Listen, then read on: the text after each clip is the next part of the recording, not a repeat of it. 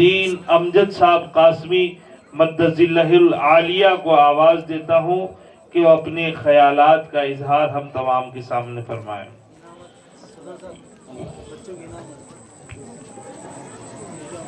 बिस्मिल्लाहिर्रहमानिर्रहीम अल्हम्दुलिल्लाहि रब्बिल आलमीन वस्सलातु वस्सलामु अला रसूलिहिल करीम अम्मा बाद फ़अऊज़ु बिल्लाहि मिनश शैतानिर रजीम बिस्मिल्लाहिर्रहमानिर्रहीम अल्हम्दुलिल्लाहि रब्बिल आलमीन अर्रहमानिर रहीम। अज़ीज़ान गिरामी, अल्लाह तबारक व तआला का एहसान है कि अल्लाह तबारक व तआला ने हमें इंसान बनाया और सरकार दो आलम हज़रत मोहम्मद मुस्तफ़ा सल्लल्लाहु अलैहि वसल्लम की उम्मत में पैदा फरमाया। अज़ीज़ान गिरामी, वक्त बहुत हो चुका है और मौलाना ने भी बहुत अच्छी बात की है। बात करने का मौका नहीं है, असल में दुआ करना है और इख्तिताम करना है। थोड़ी सी बात बताकर अपनी बात को ख़त्म करता हूँ कि इस्लाम मज़हब है क्या और हम उसे देख रहे हैं किस नज़रिए से। क्या कहते हैं? हिस्से को, इंसान के आज़ा है, हिस्से है, इससे अल्लाह तबारक व तआला ने इंसान को पैदा किया है। हाथ है, पैर है, नाक है, होंठ है, दांत है, बाल है, चमड़ी है, ये इंसान के आज़ा है। लेकिन एक बात याद रखो, ये आज़ा एक दूसरे के मुखालिफ है, एक दूसरे की जिद है। अब आप कहेंगे जिद किसे कहते हैं? जैसे जमीन आसमान की जिद है, अंधेरा उजाले की जिद है। अगर अंधेरा होगा तो उजाला नहीं, उजाला होगा तो अंधेरा नहीं। इसी तरह हाथ और पैर एक दूसरे की जिद है। आप कहेंगे ये कैसे? जो काम हाथ कर सकता है वो पैर नहीं कर सकता, जो काम आंख कर सकती है वो कान नहीं कर सकते, जो काम जुबान कर सकती है वो हाथ नहीं कर सकते। हर एक दूसरे की जिद है, एक दूसरे के मुखालिफ है। अल्लाह तबारक व तआला ने इन आज़ा के अंदर इत्तिहाद पैदा करने के लिए, उल्फत पैदा करने के लिए, मोहब्बत पैदा करने के लिए, इत्तिहाद पैदा करने के लिए एक तीसरी चीज को जन्म दिया है। तीसरी चीज को जन्म दिया है कि उसके आने के बाद सारा बदन एक जान हो जाता है, मुत्तहिद हो जाता है और उसके अंदर मोहब्बत पैदा हो जाती है। उसे कहते हैं रूह। दरमियान के अंदर जब तक है हमारा जिस्म एक जान है, इसके निकलने के बाद इंसान के जिस्म की कोई हैसियत नहीं है, इंसान के जिस्म की कोई हैसियत नहीं है। आपको मालूम होना चाहिए कि देखिए कि हर चीज अलग है। आंख का काम अलग, दांत का काम अलग, जुबान का काम अलग, हाथ का काम अलग, पैर का काम अलग, लेकिन अल्लाह ने तीसरी चीज को भेजा और इनके अंदर इत्तिहाद को पैदा किया। आप देखेंगे इत्तिहाद कैसे हुआ कि सर में तकलीफ होती है तो आंखों से आंसू निकलना शुरू हो जाते हैं। ऐसा हुआ कि सर में तकलीफ हुई और आंखों ने कहा ये मेरा प्रॉब्लम नहीं है, और पैर कह रहे हैं मैं क्यों दवाखाने को जाऊं। कभी ऐसा हुआ? सर में तकलीफ है, शिद्दत बढ़ी, तकलीफ बढ़ते गई, आंखों से आंसू निकल रहे हैं, पैर दवाखाने की तरफ दौड़ रहे हैं, हाथ बार बार सर की तरफ जा रहा है। अल्लाह ने एक तीसरी चीज को जन्म दिया और हमको ये बात मालूम होनी चाहिए, जब तक इंसान के जिस्म के अंदर जान है, रूह है, इंसान की हकीकत है। देखिए आपके घर में माँ है, माँ के हुक्म को मानने के लिए बेटा मुंतजिर है और हर चीज उसके हुक्म के इशारे की देर है कि मेरी माँ कहेगी और मैं ये काम करूंगा। लेकिन देखिए माँ के बदन से जब रूह निकल जाती है तो वही बेटा जो माँ के इशारे का मुंतजिर था, लेकिन वही बेटा कंधों पर उठा कर ले जाता है और जमीन के अंदर दबा देता है। बाप जिसके नुत्फे से पैदा हुआ और उसके हड्डियों के ऊपर गोश्त चढ़ा और उस बाप ने अपने खून को पसीना बनाकर बहाया और बेटे की परवरिश की, लेकिन बाप मर जाता है तो वही बेटा कंधे पर उठाकर ले जाकर उसको दफन कर देता है। क्या चीज गायब हो गई उसके बदन से? सिर्फ एक चीज, रूह निकल गई। बाप के खून से तुझे ताकत आई, बीवी के मोहब्बत में ऐसा गिरफ्तार हुआ, माँ को भी भूला, बाप को भी भूला। जिस बहन ने तारुफ कराया मोहल्ले में घुमा घुमा कर, जिस भाई ने कंधे पर बिठाकर मेले में गया, उस भाई को भी भूल गया। लेकिन उस बीवी के बदन से भी जब रूह निकलती है, जान निकलती है, तो वही शौहर जो उसके मुस्कुराने पर खुश होता था, उसके पास जाने के लिए राजी होता था, लेकिन क्या चीज निकल गई कि वही शौहर अपने बीवी को कंधे पर उठाकर ले जाकर दफन कर देता। भी बहुत से अफराद है, माँ है, बेटी है, बहन है, भाई है, सारे लोग हैं, लेकिन हर एक दूसरे की जिद है। क्यों जिद है? बाप का माँ से क्या टकराव है कि जो काम बाप कर सकता है वो माँ नहीं कर सकती, और जो काम माँ कर सकती है वो बाप नहीं कर सकता। एक दूसरे के जिद हुए। जो काम बहन का है वो बहन करेगी, जो काम भाई का है वो भाई करेगा। हर एक अपने अपने काम में लगा हुआ है, हर एक दूसरे की जिद है, हर एक दूसरे की जिद है। सास का काम सास करेगी, बहू का काम बहू करेगी। इस्लाम को भुला दिया। इस्लाम क्या है ना हमें मालूम है, ना हमारी औलाद को मालूम है। आज इस्लाम हमारे जिंदगियों में नहीं है, इसलिए बाप बेटे से परेशान है और बेटा बाप से परेशान है। बताओ, जब सगा बाप बेटे से परेशान है और सास बहू से परेशान है, जब इस्लाम हमारे जिंदगियों में नहीं है, तो बिरादरान वतन हमारे से परेशान नहीं होंगे? तो हम कामयाब हो गए। अगर इस्लाम हमारे जिंदगियों में नहीं है तो हम पैर की जूती बनकर रहेंगे, और इस्लाम जब आएगा तो हम सर का ताज बनेंगे। हमने देखा कि अल्लाह के नबी के आने से पहले हमारी क्या हालत थी और आज हमारी क्या हालत है, और अल्लाह के नबी के आने के बाद फिर अल्लाह के नबी की सीरत, अल्लाह के नबी की जिंदगी, कुरान और शरीयत मुसलमानों की जिंदगी में आई तो क्या हालात बदले, कैसे जिंदगी बदली, कैसे हालात आए कि घर के अंदर एक रोटी पकी हुई है और मियाँ बीवी है, घर में नया मेहमान आया है। अबू तलहा अंसारी के घर मेहमान आया है, तो अबू तलहा अंसारी अल्लाह के नबी के आने से पहले आम इंसान थे। जहालत थी, ईमान नहीं था, कुरान नहीं था, शरीयत नहीं थी, अल्लाह के नबी की जिंदगी नहीं थी। तो अपने ही ऐसे हालात थे कि अपने गांव का मुसाफिर जा रहा है, भूख लगी, उसे जुबा करके खून पीने वाले, अपने ही वतन से बेटी पैदा हुई, उसको जमीन में जिंदा दफन करने वाले थे। लेकिन घर में रोटी पकी है, एक रोटी है, मेहमान है और खाने वाले 3 हैं। अपने बीवी से कह रहे हैं, ऐ मेरी बीवी, जब मेहमान खाने लगे तो चिराग को दुरुस्त करने के बहाने बुझा देना, मैं खाने का तरीका इख्तियार करूंगा और मेरा मेहमान खाना खाकर पेट भर कर घर से चला जाएगा। ये इस्लाम था। देंगे, इकराम करेंगे और लोग हमको बड़ा मर्तबा देंगे।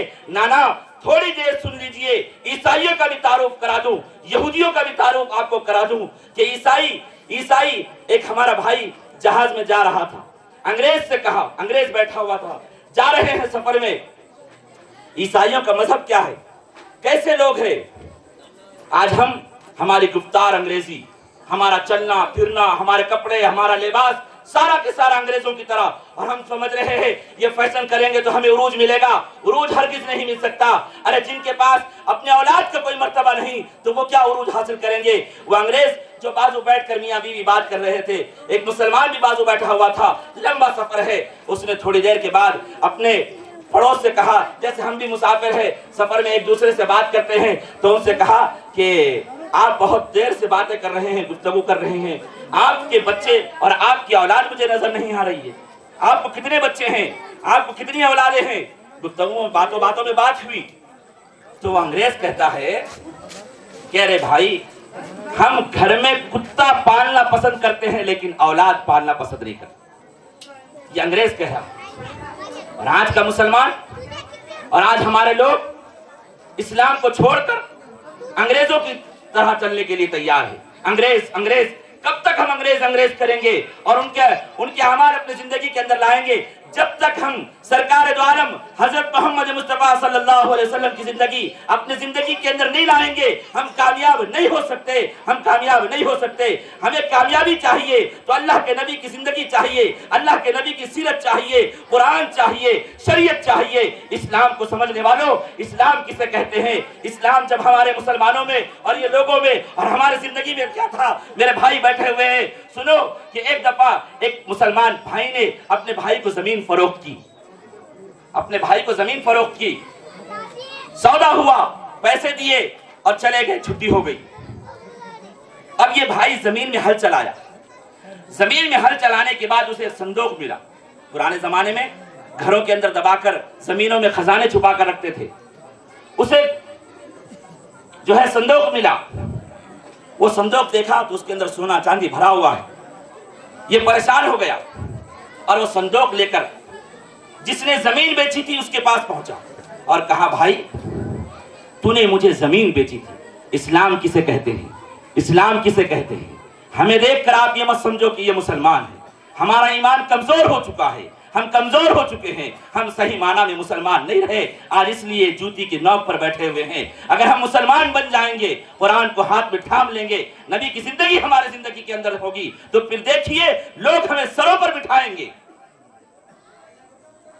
جب یہ صندوق لے کر اس کے پاس پہنچے اور کہا کہ بھائی یہ صندوق آپ کی زمین سے مجھے ملا، آپ نے مجھے زمین بیچی ہے، یہ خزانہ نہیں بیچا، یہ آپ کا ہے، آپ لے لیجئے۔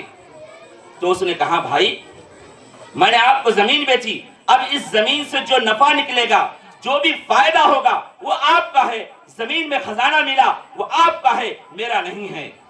دونوں میں لڑائی ہو رہی ہے، وہ کہتا ہے کہ تیرا خزانہ ہے، وہ کہتا ہے نہ تیرا خزانہ ہے۔ بھائیوں میں آپس میں لڑائی ہو رہی ہے، اور دونوں نے پھر معاملہ طے نہیں پایا، عدالت پہنچے۔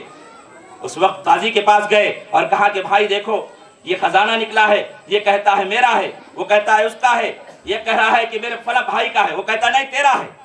لڑائی کس پر ہو رہی ہے؟ اور آج عدالتوں میں فیصلے جاتے ہیں تو ہمارے زبان سے نکلتا ہے سگا بھائی بھی ہوگا تو نکلتا ہے خون کی آخری قطرے تک میں فیصلہ لڑتا رہوں گا، لیکن اپنا حق لے کر رہوں گا، چاہے جائز ہو چاہے ناجائز ہو۔ ارے ایک گھر میں پلا ہوا بھائی، ایک چھت کے نیچے سونے والا، ایک ہاتھ سے روٹی پکی ہوئی کھانے والا، ایک ماں کے سینے سے دودھ پینے والا سگا بھائی ہے، لیکن ایک اینٹ زمین کے واسطے اس کے خط پر لگا ہوا ہے۔ آج کا مسلمان یہ بنا ہوا ہے کہ ایک اینٹ زمین کے واسطے اپنے بھائی کا دشمن ہے۔ ارے سینے سے تو نے وہی تو دودھ پیا ہے، ایک گودڑی میں سویا، ایک ہاتھ سے پکی ہوئی روٹی کھایا، ایک چھت کے نیچے سونے والا اپنے بھائی کا دشمن بنا ہوا ہے، اور کہتا ہے آخری خون کے خطرے تک میں جنگ کروں گا اور حق لے کر رہوں گا۔ اور ایک وہ وقت تھا مسلمانوں کے پاس ایمان تھا، شریعت تھی، قرآن تھا، سب کچھ تھا، تو وہ مسلمان لڑتے تھے یہ خزانہ تیرا ہے، وہ کہتا ہے نہ یہ خزانہ تیرا ہے۔ جب فیصلہ عدالت میں پہنچا تو جج بھی پریشان ہو گیا کہ میں فیصلہ کروں تو کیا کروں، فیصلہ کروں تو کیا کروں، یہ کہتا ہے اس کا وہ اس کا۔ میں نے ان کے دل میں بات ڈالی، انہوں نے دونوں کو قریب بلایا اور کہا میرے بس کا نہیں ہے یہ فیصلہ، میں مشورہ دے سکتا ہوں، فیصلہ نہیں کر سکتا ہوں۔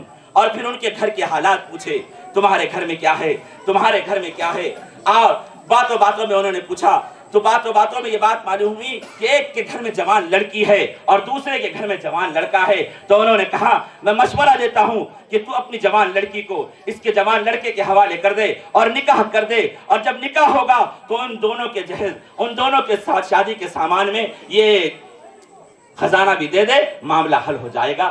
یہ مسلمان تھا، یہ فوراً دوڑے، رکانے لگے۔ اللہ کے نبی نے کہا نانا قضاء حاجت سے فارغ ہو جانے دو۔ میرے نبی کے اخلاق کیا تھے، ہماری زندگیاں تھی کیا تھی، اور ہم کیا ہو گئے۔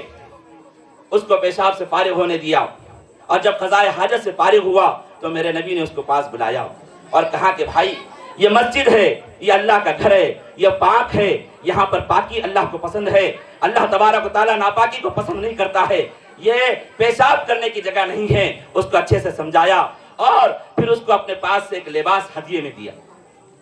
وہ خوش ہو گیا، دیہاتی تھوڑے چیز پر خوش ہو جاتے۔